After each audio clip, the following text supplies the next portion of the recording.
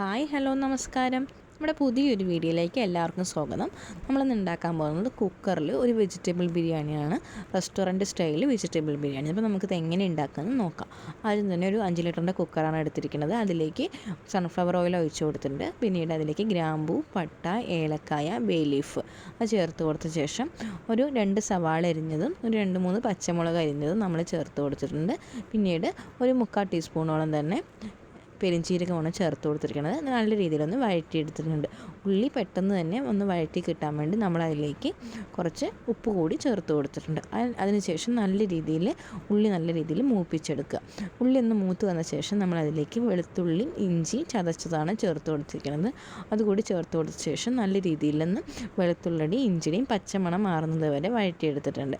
അതിനുശേഷം ഒരു 2 തക്കാളിയോളം നമ്മൾ കട്ട് ചെയ്തെടുത്തിട്ടുണ്ട്. തക്കാളി കൂടി ചേർത്ത് കൊടുത്തിട്ടുണ്ട്. തക്കാളി നല്ല രീതിയിൽ വഴറ്റി വന്ന ശേഷം നമ്മളതിലേക്ക് ഒരു പിടി മല്ലിയിലയും പുതിനയിലയാണ് ചേർത്ത് കൊടുക്കുന്നത്. ഇത് എന്തായാലും നമ്മൾ മിക്സ് ചെയ്യാണ്ട് ചേർത്ത് കൊടുക്കണം. നല്ലൊരു ഫ്ലേവറാണ് ബിരിയാണിക്ക് കിട്ടുക. ഇനി നമുക്കിതിലേക്ക് ചേർത്ത് കൊടുക്കാനുള്ളത് പൊടികളാണ്. വളരെ കുറച്ച് പൊടികളെ ചേർത്ത് കൊടുത്തിട്ടുള്ളൂ. ഒരു 1/4 ടീസ്പൂണോളം കുരുമുളക് പൊടി, 1.5 ടീസ്പൂണോളം മുളക് പൊടി, 1 ടീസ്പൂണോളം മഞ്ഞൾപ്പൊടി, അതുപോലെ തന്നെ 1 ടീസ്പൂണോളം തന്നെ ബിരിയാണി മസാലയാണ് ചേർത്ത് കൊടുത്തിരിക്കുന്നത്. നല്ല രീതിയിൽ പൊടിയുടെ പച്ചമണം മാറുന്നത് വരെ നല്ല രീതിയിൽ വഴറ്റിയെടുത്തിട്ടുണ്ട്. നല്ല രീതിയിൽ വഴറ്റിയെടുത്ത ശേഷം നമുക്കതിലേക്ക് വെജിറ്റബിൾസാണ് നമ്മൾ ആഡ് ചെയ്ത് കൊടുക്കുന്നത്. Carrot, beans, cauliflower, green peas അങ്ങനെ 4 വെജിറ്റബിൾസാണ് നമ്മൾ അതിലേക്ക് ചേർത്ത് കൊടുത്തിരിക്കുന്നത്. നമ്മൾ ഗ്രീൻ പീസ് ഓൾറെഡി 1-2 വിസിലോളം വേറെ സെപ്പറേറ്റ് നമ്മൾ കുക്ക് ചെയ്തെടുത്ത ശേഷമാണ് നമ്മളിതിലേക്ക് ആഡ് ചെയ്ത് കൊടുത്തിരിക്കുന്നത്.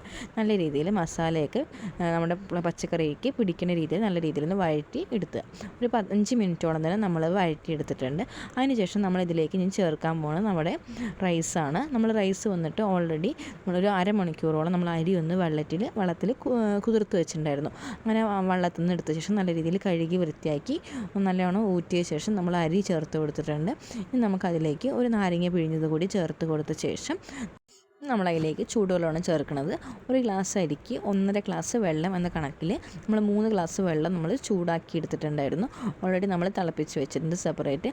ആ ചൂടുവെള്ളം തന്നെ ചൂടോടുകൂടി നമുക്കിതിലേക്ക് ഒഴിച്ചു കൊടുക്കാം. അങ്ങനെ റൈസിലേക്ക് നമുക്ക് വെള്ളം ഒഴിച്ച് കൊടുത്ത ശേഷം നല്ല രീതിയിലൊന്ന് മിക്സ് ചെയ്ത ശേഷം വെള്ളത്തിൽ നമ്മൾ റൈസ് എല്ലാ ഭാഗത്തും നല്ല രീതിയിലൊന്ന് മിക്സ് ചെയ്തെടുത്ത ശേഷം ഇനി നമുക്ക് കുക്കർ അടച്ച് നമുക്ക് 2 വിസിലോളം നമുക്ക് റൈസ് വേവിക്കാൻ വയ്ക്കാം.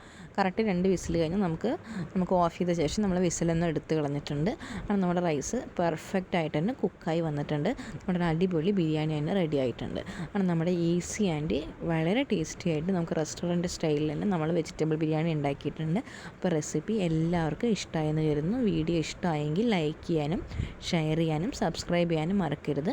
റെസിപ്പി ഇഷ്ടമായെങ്കിൽ എല്ലാവരും ട്രൈ ചെയ്യണം, ഫീഡ്ബാക്ക് അറിയിക്കണം. അപ്പോൾ നമുക്ക് പുതിയൊരു വീഡിയോ ആയിട്ട് നമുക്ക് വീണ്ടും നമ്മുടെ ചാനലിൽ നമുക്ക് വീണ്ടും കാണാം. അപ്പോൾ താങ്ക് യു.